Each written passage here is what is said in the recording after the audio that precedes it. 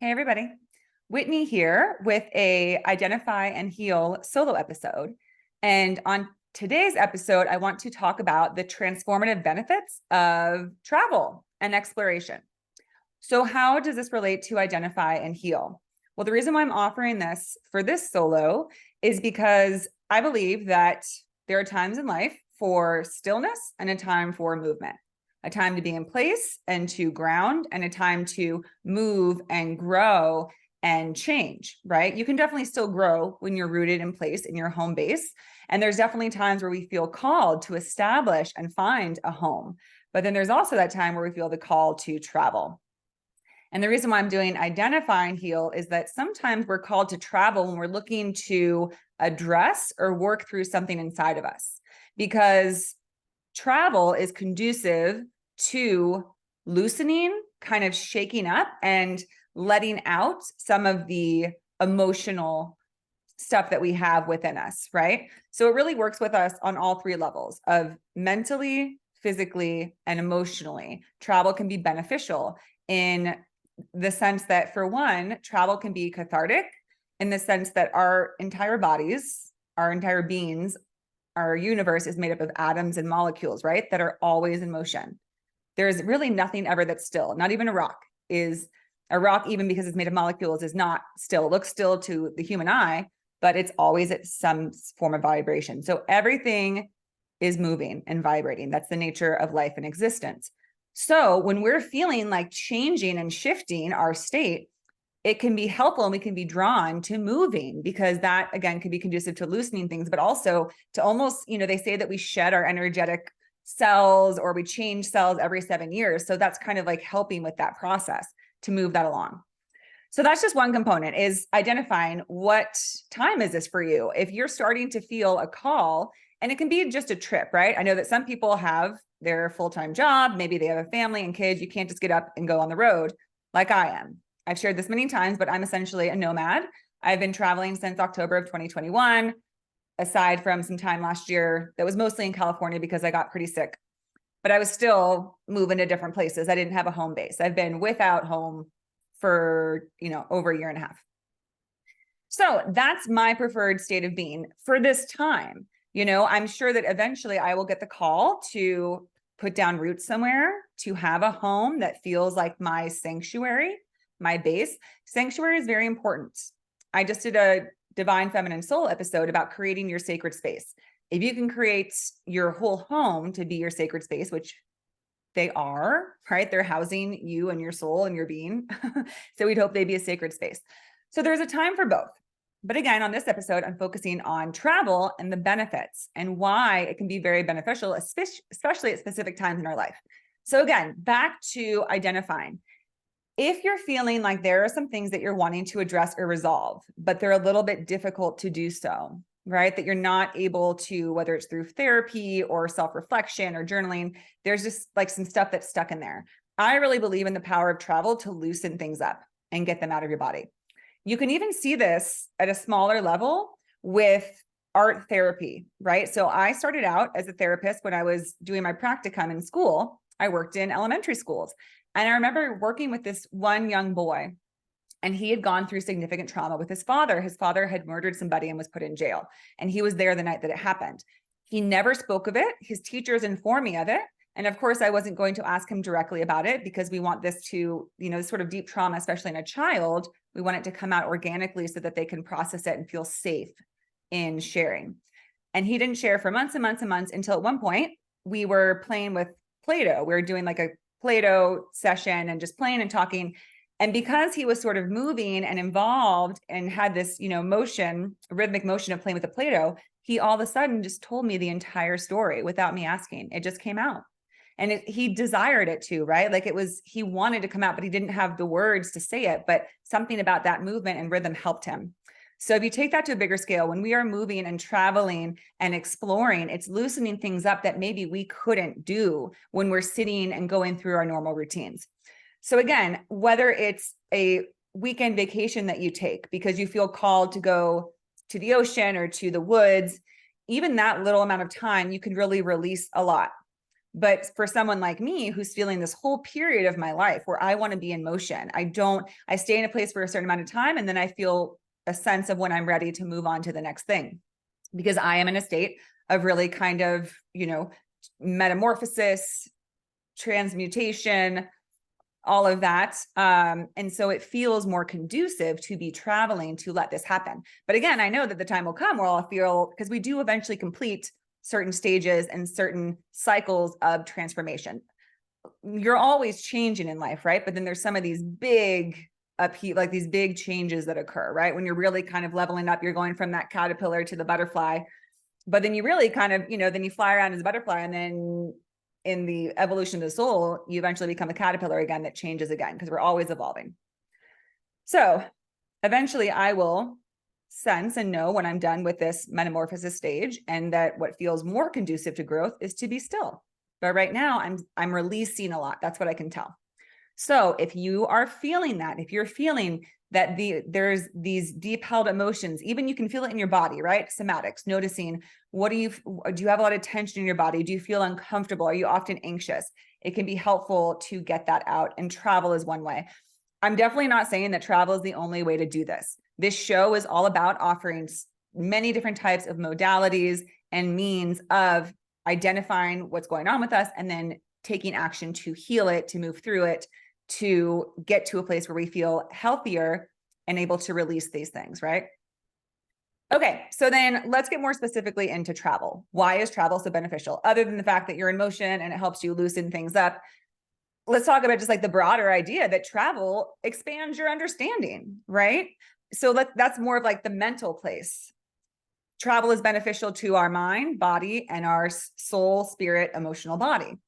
So mentally, it helps us to have new experiences that open new neural pathways of thinking. Whereas if you are always in the same routine every day, you are not challenging yourself to think in different ways. That's why they tell you that as you get older, do more puzzles, do more critical thinking exercises, do things that make you think differently. It's even said to just take a different way to work or change your daily routine just a little bit, because any sort of novelty or differences in your day help create this elasticity in your brain so that it doesn't go, too stagnant and get too comfortable in the ruts that it's in.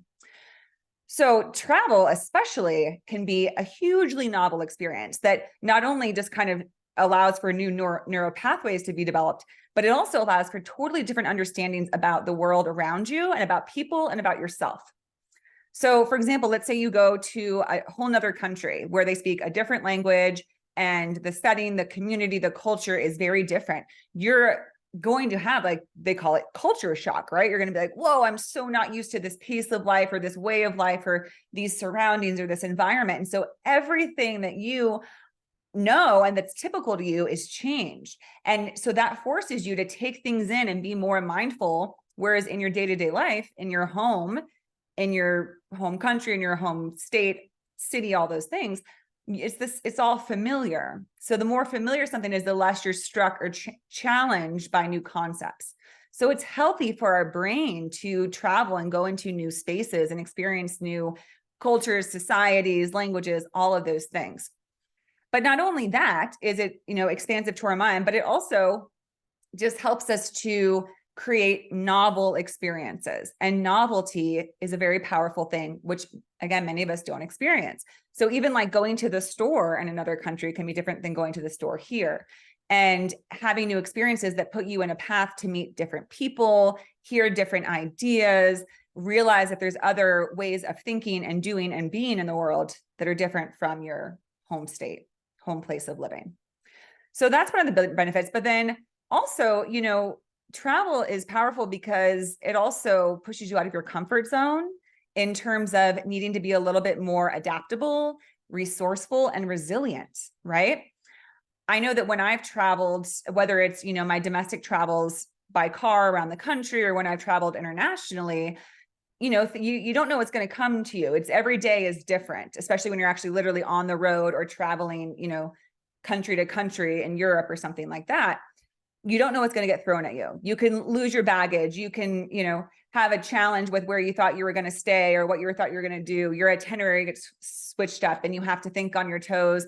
there's inclement weather, whatever you want to say. A lot of stuff can come up in travel that just makes you have to think quickly, make a plan of action, adjust to it, and move forward. So it kind of strengthens those, what I would say, kind of like your grit, like your ability to kind of take something in and adapt to change and resiliently pursue it, and then be resourceful with, okay, well, this is what I'm working with now. I thought I was going to have a car for this week, but now I don't. So what am I going to do? I just got my backpack and me. Well, maybe I can meet up with this group of hikers or take the train, whatever it is. But can you see how different that is than the day-to-day life of living in a home, doing the same thing every day through work? Again, I'm not criticizing that way of life. There's nothing wrong with it. We all mostly live that way. Somebody told me the phrase the other day that your 9 to 5 is your investor in your travels, or something, like in your pursuit of joy. So, the time that you spend in that job is worthwhile. You're investing in the ability to have these experiences. But that's why, again, I'm saying there's that shift. You are in stillness and you invest, and then you get to go and spend energetically, but also, monetarily, that which you have cultivated and collected and earned. You want a mix of both. Because then again, when you're out traveling, that's when you're gaining this wisdom, this understanding that's going to jolt something. People often say when they do these big trips, it's life altering, it's changing. They go out there and they decide, oh my gosh, this isn't what I want for my life. I actually want this. And I didn't even know that this existed. I want to try this. And I'm so inspired by these group of people that I've met, or this lifestyle, that I'm going to do it. If you never put yourself out there and expose yourself to new ways and novel ideas and novel ways of living, then you're keeping yourself limited to what you even have as your, range of understanding and conception. So it can be powerful in that way. But it's also very powerful physically, right? To just, again, like have a new way of being in the world, that you're experiencing it. And as I spoke of earlier, being in that state of movement, right? So to give a little anecdote from my life, why I've kind of chosen this path, I initially set out to be a vagabond because, like all of us, as once quarantine and lockdown hit, I started my own private practice, and I worked completely online, seeing clients sitting at a desk. And after almost 2 years of that, my private practice was flourishing, and it was a beautiful gift. And I was so excited.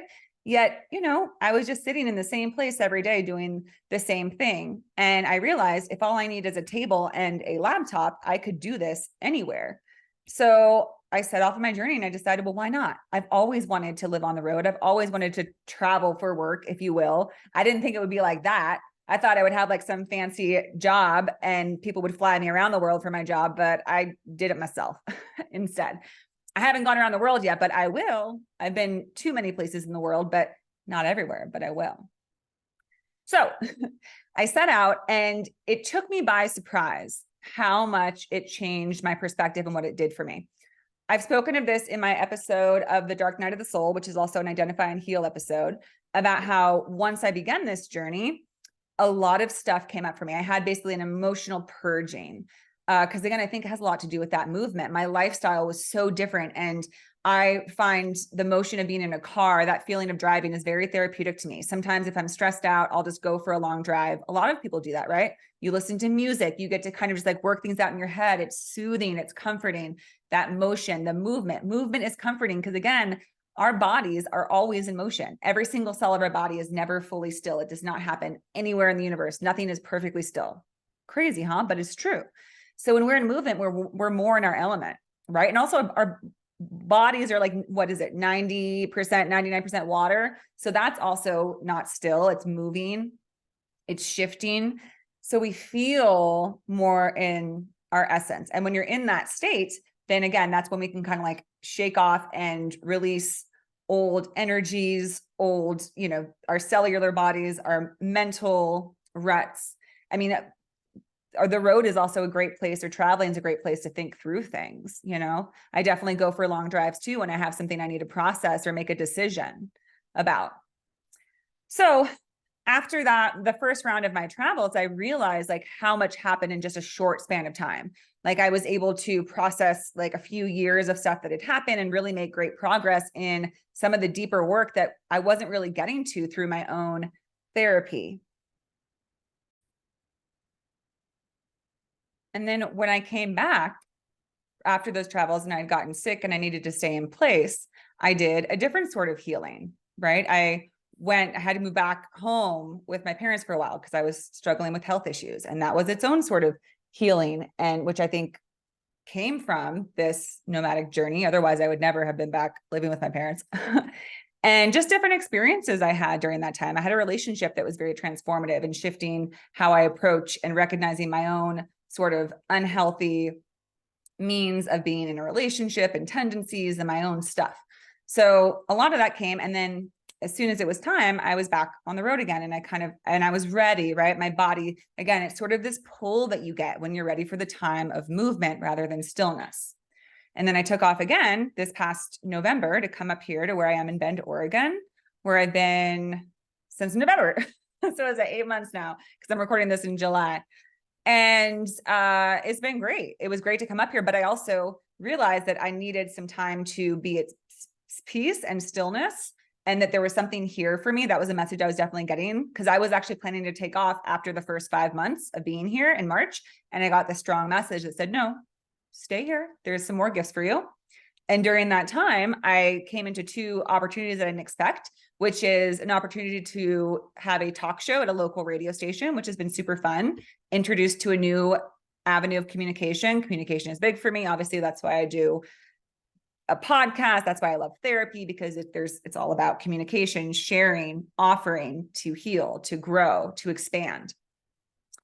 And then I also started playing the drums. Somebody suggested, that I get into music because I met somebody who's in the music scene here in Bend, and I always wanted to play drums. So I did. And drums are a very sacred tool to actually, it's very rhythmic, right? Like the rhythm of drumming is very soothing. And it also, kind of like driving and travel, can put you in almost this trance state when you're doing it that can open you up to receive information. There's another benefit of travel. When you're in motion, sometimes you can sort of let go of some of the more structured thought processes, and you just kind of open yourself, and you can find yourself having ideas, having breakthroughs that you don't have when, again, you're just in your normal routine, right? When you're sitting on the couch watching TV for the second half of the evening, rather than like being out and challenging yourself and thinking in new ways and being more receptive. So I've been here now, and a little while ago, I was considering doing a full year lease. I thought, I am just going to sign a lease here, and I can keep working at the radio station, and I'll keep playing drums, and I'll be like a badass drum chick. I'll be so good in a year. And I just had all these ideas. And as soon as I asked the owners of where I'm staying if I could do a year lease, I immediately got a message that said, absolutely not. As soon as I actually went into action, like the universe thought I was serious, they were like, no, this is not for you. You've gotten what you needed here. It's time to move on. And I kind of argued with it. I was like, what? Like, I think I'm meant to ground a little bit more. And it just kind of shook its head and was like, sorry, that's not what's up. And it's funny because now it's been a few months and I realized, oh yeah, I'm ready to go. This place is beautiful. If anybody has not been to Bend, Oregon, let me tell you, talk about transformation. I think I've talked about this in other episodes, but so Bend is amazing because it's this mountain town, but it's also a high desert. So it's surrounded by mountains that are previously active volcanoes. And it has, lakes and waterfalls and hot springs. And it has snowboarding and kayaking, all the things, mountain biking, whatever you want, you got it here, except for an ocean. But also because it's surrounded by volcanoes, it's literally a town built on lava. So people are called here when they are ready for a transformation. So again, that's why I was being urged to come here, because back in October, I didn't know where the heck I was going to go. I was just looking for a furnished rental because I needed to get the heck out of Dodge, AKA Bay Area, California, where I was living. I just knew. I was like, you're done here. There's nothing left here. I always get a sense. So also that's something to check into, right? I talk a lot about intuition, your senses. If you are so lucky to have the ability to travel often, or if you've decided on, let's say this though, if you've decided on a nomadic life, because to be fair, a lot of people could do it, but they don't. It's scary. So, people have given me flack. They're like, oh, that must be nice to be able to do that. It's like, well, a lot of people could do it. They just don't. And yes, there are some people who can't. And it is a definite privilege. However, let's acknowledge that it also is very daunting and scary to go out on your own. I've been traveling by myself, partly with my dog. The first leg of my journey was by myself. That was when I had the real dark night of the soul. And I think I knew intuitively that I couldn't have her with me, that this needed to be like a solo journey to really get in there. But since then, she's been with me. But it's still like I'm a chick by myself traveling with my puppy. And I love it, but some people won't do it. So if you feel so called, notice what your intuition is telling you, because often we shut down our intuition because it's inconvenient. We shut down our guidance because we say, I cannot quit my job. I cannot do this. I can't do that. Let's be real here though. First of all, yes, you can. You can actually do anything you want. Don't let people tell you, well, I could never do that. Yes, they could. We just don't want to because we want to meet social norms and we don't want to ruin our security blanket. Or I'm not knocking anybody. I'm not criticizing people who live in a more secure, stable, conventional life. That's not what I'm saying. But I'm saying if you look at the bigger picture, we don't have to do anything. Challenge me if you want on that. But literally the laws of the universe aren't the ones that are telling us, well, you have to, do this and get a mortgage and you have to get married and you have to buy a home. No, there's none of those rules. We have made the rules. You don't have to do anything. So don't let anybody tell you that, oh, well, you can't do this, or, oh, well, I could never do this. Do what you want to do. If you feel called to it, you can reach out to me. I'm happy to talk to anybody. I don't get enough people reaching out to me. Not enough people apparently watch my videos or listen, but I'm happy to talk to anybody who's interested in a nomadic journey, because here's another thing that I came across. I just did an episode of the podcast with a guest, Jenny, who does the Starseed Academy. And she told me that, so we're into star seeds, right? I won't get into that here, but the notion of starseed, to sum it up, is beings from other galaxies, other civilizations of beings that are more highly evolved that come here to Earth on a mission to help raise consciousness, to help open the hearts and have a more love-centered, giving, reciprocal, joyful, free life on Earth. So she mentioned that I reminded her of the Andromedan constellation. I always felt more connected with the Pleiadians. I actually have like a birthmark on my side of my stomach that looks literally exactly like the Pleiadian constellation. It's crazy. So I know it's like a stamp of like, I've been there. It's my passport stamp from the galaxy from some time I spent there sometime. I don't know. Anyways, if you don't jive with this, it's cool. I'm not claiming this to be it's just what I align with. I feel a strong knowing that we definitely are not just from Earth, and there's way more civilizations and galaxies out there where we ourselves have even lived, but definitely has life on them. Anyway, so she mentioned the Andromedans, and I looked it up, and it says you might be an Andromedan if I'm not pronouncing it right. That sounds like a dinosaur's name, Andromedon. Anyways. You might be one if you desire for constant travel, that you like to be in motion, that you like to move and have a nomadic life, because this species lives in a giant galaxy where they are traveling all over and traversing the constellations all the time. They don't really have a home. They're always used to moving around. So just keep that in mind. I'll just say that the picture is bigger than we think. Certain inclinations we have, certain things we're drawn to. Some of it has to do with what we've known in other experiences of our soul, is my thought. I'm not telling you what is or what to think. Check in with yourself about it. I will always say that all the time. Don't listen to me. Don't listen to anybody else or any book. You can take things and say, there's an idea that lights something up, but the only truth for you is your truth. See what connects with you. If you don't connect with that idea, it's not real for you.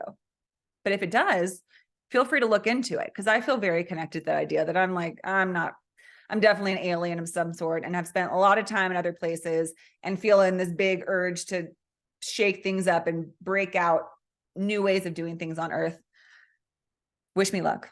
But I'm already doing it by speaking to it, right? And so are you by watching this. And if you're watching this, it's because you're probably inclined to do so. Anyways, so back to travel. So now here I find myself. It's July, and I got this call that says, you cannot stay here. There's something else for you. And I was like, okay, well, where do I go? And then I kept getting messages of go east, go to New York. And I was like, what? I am not going to go to New York. I don't want to go there. Like, The Northeast is so different. It's very different from like the West Coast, and a different pace and people and mindset and all these things. But it's also really pretty. So I was like, well, I have explored almost 40 of the 50 states, and the only states I haven't gone to, aside from Alaska, which I'll get to eventually, are in that area. So I kind of opened myself to, I was like, well, that wouldn't be so bad. Like maybe I don't have to have a specific destination. I'll just shoot out there and explore. But then it like became very clear. There's a lot of messages of like, New York, New York. So there's growth for me there. There's something to happen. And I'm just not done with my nomadic life. So my point is, I will be taking off again mid-September. Again, I've probably mentioned this in other episodes. You're probably tired of hearing this. I forget all the shit I say, honestly. Not all of it, but like I forget what I've already mentioned because I talk so much on these things. But I'm going to head out that way. And my plan is to document it more, because what it really is a surrender experiment where I don't know what the fuck is out there for me, but I know something is, because I'm being called out there. And I want to put my money where my mouth is and show people that I'm truly going to surrender to whatever is put in my path, and trust that and believe that my soul's emphasis will always lead me towards my highest good. I'm trying not to live in the confines of societal standards and conventions. I'm not saying like I'm this total rebel. I mean, I still like, wear clothes and makeup and do the normal shit that people do, but I'm trying to open myself to new possibilities that come my way, because often the benefits of travel, you can step into an opportunity or situation that you would never have thought of or encountered in your typical home life. Okay. Well, I think that is enough out of me. I hope I have expressed adequately, thoroughly, I've came across about what I believe to be the transformative benefits of travel, both mentally, physically, and emotionally. How travel can open us to new understandings about life and people, about how different people can live and conduct their lives in different cultures and different societies.